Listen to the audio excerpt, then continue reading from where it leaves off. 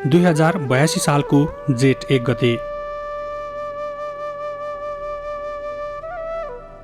कालीकोटको दुर्गम गाउँ तिला गुफा नगरपालिकाको एक बिहान।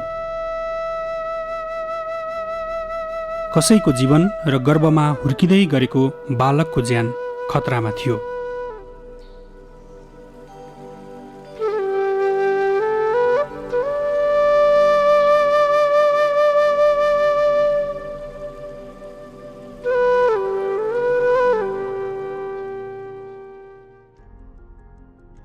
यो पीडाको घडीमा जिल्ला प्रशासन कार्यालय कालीकोटमा आएको एउटा फोन कलले कसैको जीवन र मातृत्व बचाउने भयो।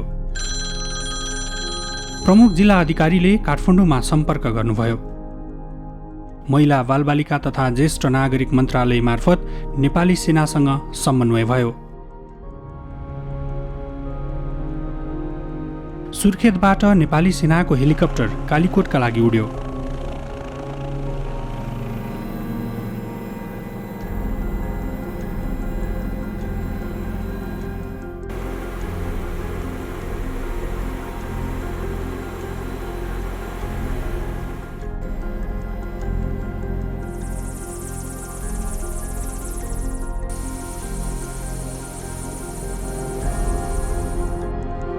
वर्षीय गर्भवती सन्तकला भण्डारी जटिल प्रसुति पीडाले कालीकोटमा छटपटाइरहेकी थिइन्।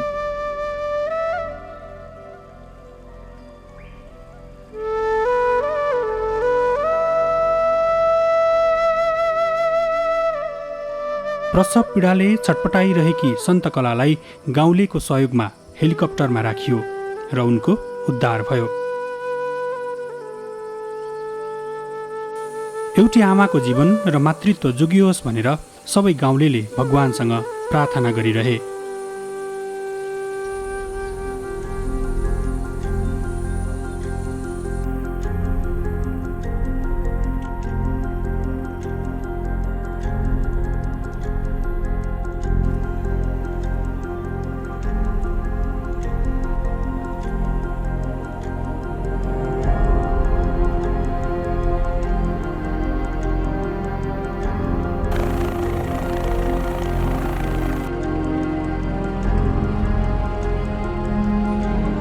उद्धारपछि त्यसै दिन सुर्खेतको सुविधा सम्पन्न अस्पतालमा सन्तकलाले आफ्नो सन्तानलाई जन्म दिइन्। यो सामान्य उद्धार थिएन। आमाको जीवन जोगाउने एउटा ऐतिहासिक कदम थियो। राष्ट्रपति हवाई उद्धार कार्यक्रम।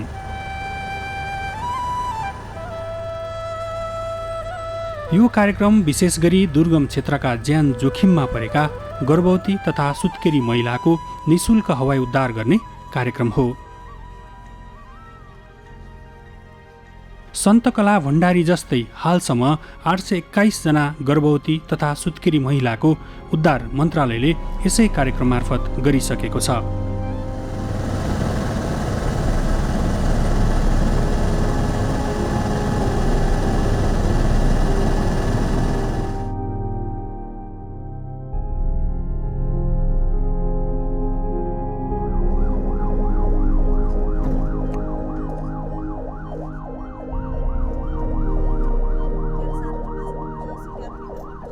हाल 19 जिल्लामा पूर्ण रूपमा र 29 जिल्लामा आंशिक रूपमा कार्यान्वयनमा रहेको यस कार्यक्रमले सन्तकला जस्ता हजारौं महिलालाई नयाँ जीवन दिइरहेको छ भने नवजात शिशुलाई सुरक्षित मातृत्व समेत प्रदान गरिरहेको छ।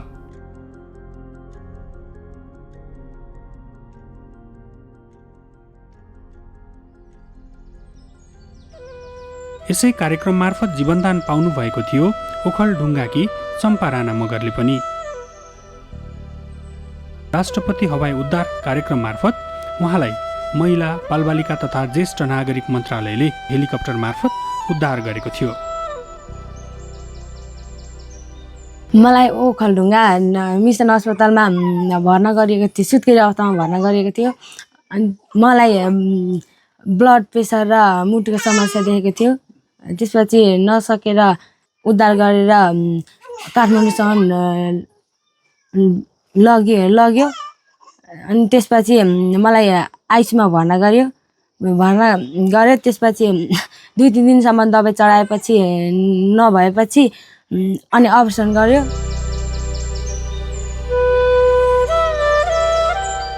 गर्भवती अवस्थामै अस्पतालको आइसियुमा भर्ना हुनुभएकी चम्पाले जुम्ल्या सन्तानलाई जन्म दिनुभयो।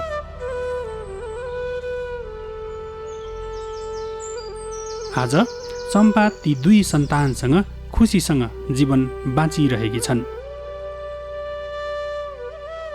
सन्तानका ती कलिला आँखामा आफ्नो भविष्य देखिरहेकी छिन्। आफ्नो मातृत्व तिनै सन्तानमा पुग्न पाइरहेकी छन्। मेरो जम्ला बच्चा निकाल्यो। त्यसपछि एउटा बच्चा चाहिँ राम्रो र एउटा बच्चा चाहिँ बिरामी थियो। त्यसपछि बच्चालाई एउटा आइसियुमा एउटालाई एनआइसियुमा राख्यो। राष्ट्रपति हवाई उद्धार कार्यक्रमले महिलाको सुरक्षित मातृत्व र प्रजनन स्वास्थ्य सम्बन्धी हकको कार्यान्वयनमा कोसे ढुङ्गाको रूपमा समेत काम गरिरहेको छ।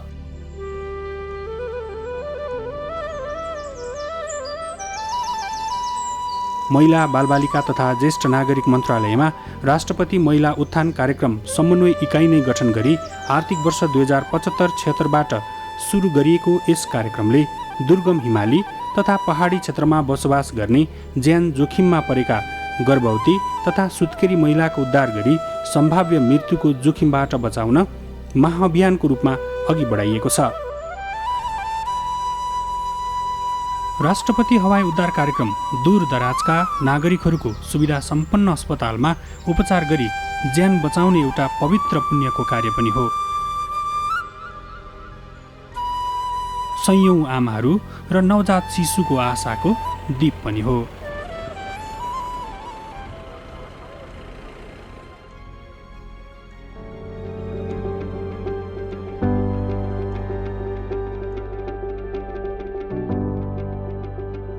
दृश्यमा देखिएको यो बस्ती मोरङ जिल्लाको उर्लाबारी नगरपालिका अन्तर्गतको सन्थाल समुदायको बस्ती हो।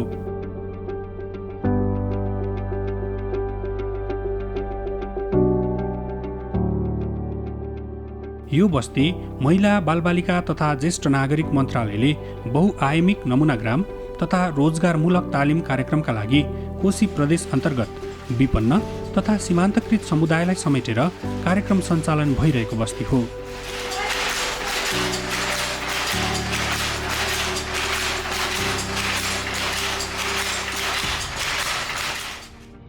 उनान्सय घरधुरी रहेको यो बस्तीमा 433 जना सन्थाल बस्दै आएका छन्। शिकारमा औधी सिपालु र रुचि राख्ने यो जाति मुख्य रूपमा कृषि पेसामा निर्भर रहेको छ। मुसा र बकुल्ला शिकार गर्न रुचाउने यो जातिका महिलाले घर घरमा तान बुन्ने गरेका छन्।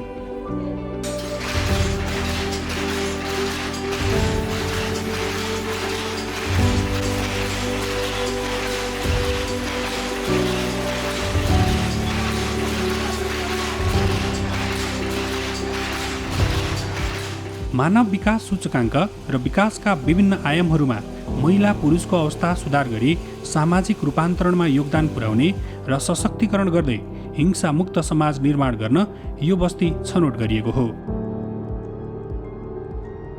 हामी सन्तान महिला दिदीबहिनीहरू पढाइ लेखाइमा कमजोर छौँ। एक त अनि सानै उमेरमा विवाह पनि हुन्छ हाम्रो। अनि त्यही कारणले गर्दा अहिले हामी रोजगार यो उर्लाबारी नगरपालिकाले आयोजना गरेको यो कार्यक्रम यसमा हामी सहभागी हुन पाउँदा सबै महिला दिदीबहिनीहरू धेरै अत्यन्त खुसी छौँ। पन्छी बुन्ने तालिम भएकोले गर्दा हामीलाई रोजगार हुन्छ र हामी अन्त अरू देशबाट आयात भइरहेछ यो पन्छी बुन्ने। हामीले धेरै महँगो लाएर किन्नुपर्छ। अब झापा मोरङ सुनसरीमा हुनुहुन्छ सन्थाल समुदायहरू महिला दिदीबहिनीहरू, उहाँहरूले पनि अरू देशबाट महँगो मा सामान किन्नु पर्दैन। यी हाम्रै देशमा उत्पादन भएको उहाँको जस्तै क्वालिटीमा उत्पादन भएर हामी बिक्री वितरण सेवा पनि दिन सक्छौँ उहाँहरूलाई। कार्यक्रम कार्यान्वयनसँगै सन्थाल समुदायको जीवनमा युगान्तकारी परिवर्तन आएको छ। स्वरोजगारका लागि समुदायमै विभिन्न सिपमूलक कामहरू भएका छन् भने समुदायले आफ्नो संस्कृतिसँग मिल्ने रोजगारी समेत गर्दै आएका छन्। आय आर्जनको लागि पनि सहयोग गर्नेछ, किनभने हाम्रा यो पन्छी भनेको सबै इन्डियाबाट ल्याउनु पर्छ। इन्डियाबाट खरिद गरेर ल्याउनुपर्छ। यो हामीले यहीँ उत्पादन गर्न सक्यौँ भने झापा मोरङ सुनसरीमा हामी 57,310 78को जनगणना अनुसार हामी रहेका छौँ र यो हामी नेपालमै खपत गर्न सक्यौँ भने पनि रोजगारीको अवस्था यहाँ प्रशस्त हुन्छ। हामीले जुन लगाइरहेका हाम्रो पहिरन हाम्रो लुङ्गी पन्ची कहाँ बुन्छ कसरी बुन्छ लाउन त हामी लाउँथ्यौँ होइन, अर्को बाहिरबाट आउँछ अरे इन्डियाबाट आउँछ अरे अनि हामीले यताउति पनि नपाइने यहाँदेखि हामी आएर दमनामा गएर लिएर आएर लगाउने गर्थ्यौँ होइन। कसरी बुन्छ त्यो कुरा पनि थाहा थिएन। आज हामीलाई अनि उलारी नगरपालिकाले को सहयोगले हामीलाई यस उलावरी 8मा यस पन्ची बुन्ने तालिम दिनु भएर धेरै हामीलाई सहयोग गर्नुपर्छ। उहाँलाई म धेरै धेरै हृदयदेखि धन्यवाद दिन चाहन्छु।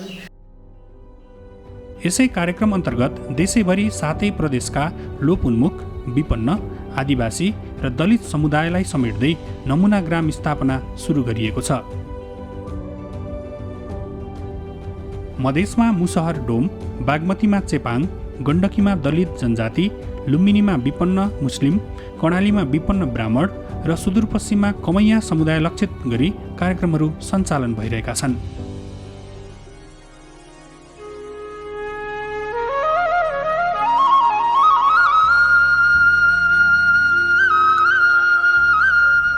म्याग्दीको मङ्गला गाउँपालिका 5 अर्मन पोकी सुकमाया बिकलाई विगतमा परिवार पाल्न निकै धौधौ थियो।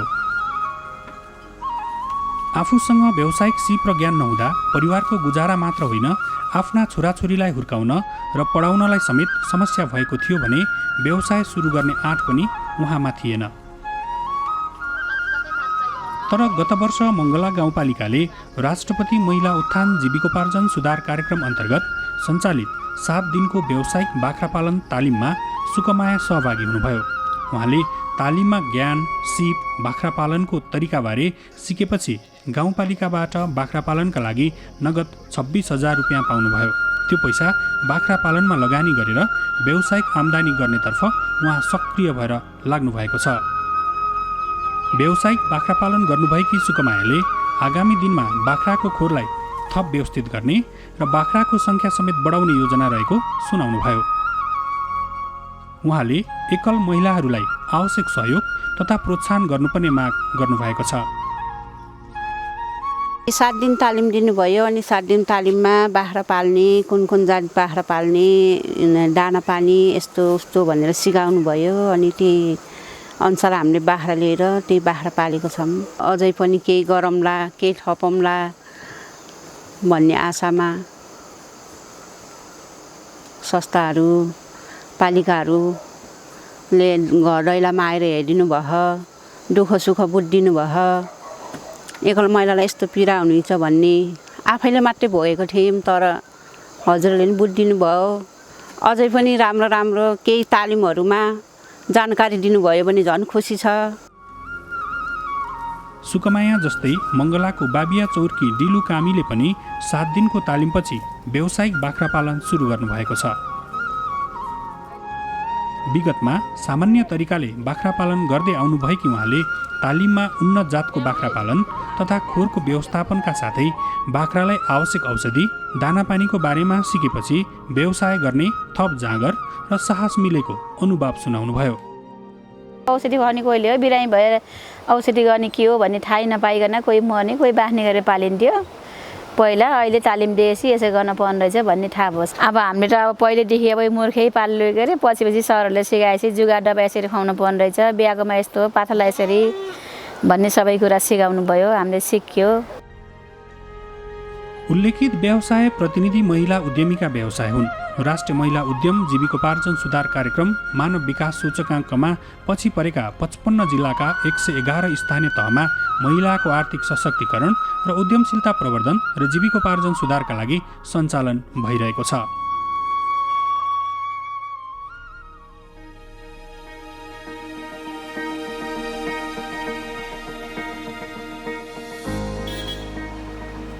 मोरङको उर्लाबारी 4की निरु चौहानले निरु घरेलु ढाका उद्योग सञ्चालनमा ल्याएपछि थुप्रै उद्यमी महिलाले काम पाएका छन्।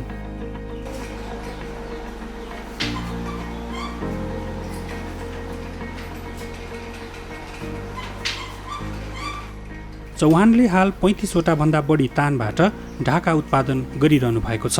35वटा तानमा दैनिक 35 जना भन्दा बढी महिलाले काम गर्ने गरेका छन्।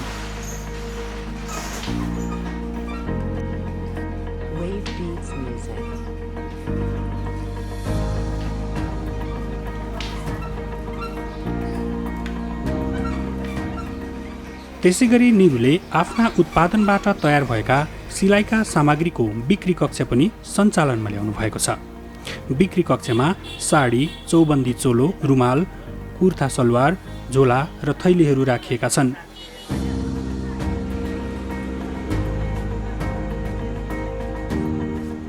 अहिले ढाकाको तानमा आफ्नो भविष्य खोज्दै हिँडेकी निरु राष्ट्रपति महिला समुन्नति पुरस्कारबाट सम्मानित भएपछि अझ धेरै हौसिनु भएको छ।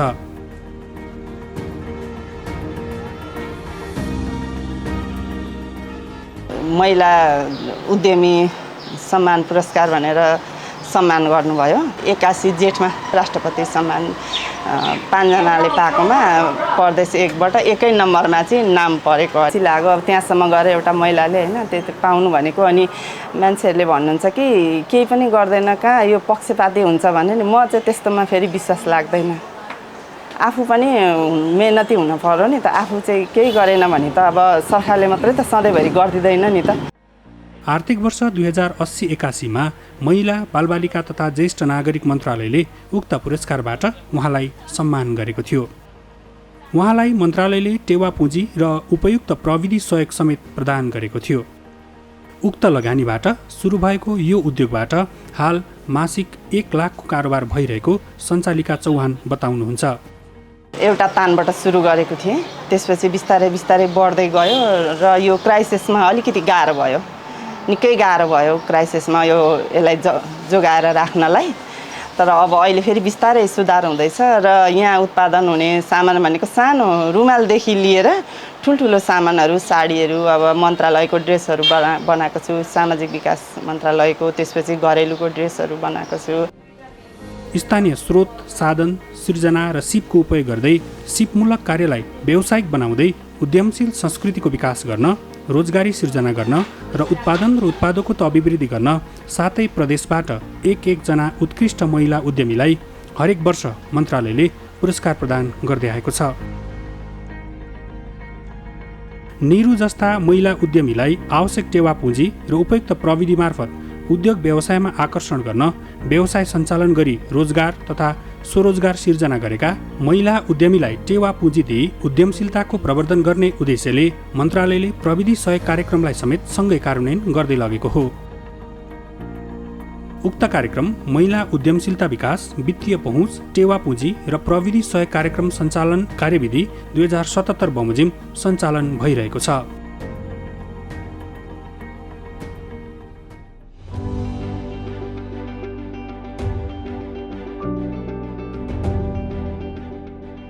महिला सशक्तिकरणको क्षेत्रमा थप सशक्त पहल गर्दै स्थानीय तहमा महिला उद्यमशीलता सहजीकरण केन्द्र स्थापना गरी देशभरका 100वटा स्थानीय तहमा सञ्चालन गरिएको छ।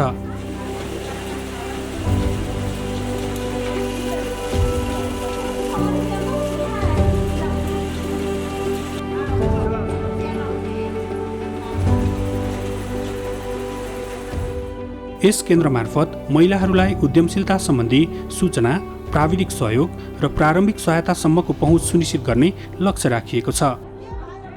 कार्यक्रम मार्फत व्यवसाय सञ्चालन गरिरहेका र नयाँ उद्यम सुरु गर्न चाहने महिलाहरूका लागि केन्द्रले आवश्यक ज्ञान र सिप प्रदान गरिरहेको छ।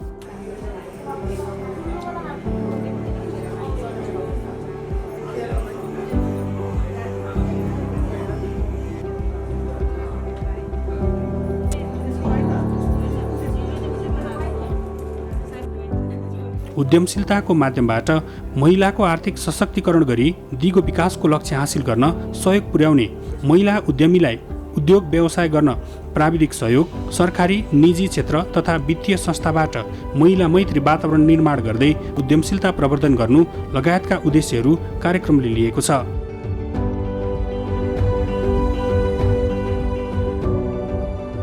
कार्यक्रम अन्तर्गत महिलाहरूको दिगो आर्थिक सशक्तिकरणका लागि निजी क्षेत्र र वित्तीय संस्थाबाट सहुलियतपूर्ण वित्तीय पहुँचमा समेत वृद्धि ल्याउन विशेष कार्यक्रम सञ्चालन भइरहेका छन्।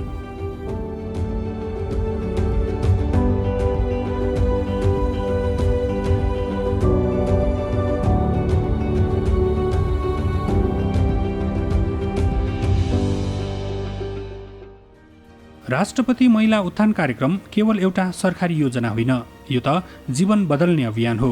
एक हातमा आत्मनिर्भरता, अर्को हातमा सम्मानको विश्वास बोकेर देशका दुर्गमदेखि सहरसम्मका महिलाहरू आज आफैमा परिवर्तनको प्रतिनिधि बनिरहेका छन्। चाहे त्यो हेलिकप्टरमा ज्यान जोगिएकी चम्पा होस् वा बाख्रा पालनबाट गाउँमा स्वरोजगार सिर्जना गरेकी सुकमाया वा ढाकाको तानबाट आत्मनिर्भर बनेकी निरु, यी सबै कथा एउटै उद्देश्यतर्फ इङ्गित गर्दछन्। उद्धार होस् वा उद्यम, तालिम होस् वा पुरस्कार, हर तह र तबकामा महिलाको उपस्थिति बलियो बनाउँदै यो कार्यक्रम एक सशक्त र समावेशी समाज निर्माणको आधार बनिरहेको छ। राष्ट्रपति महिला उत्थान कार्यक्रम सम्मान, समावेशिता र सम्भावनाको यात्रा पनि हो।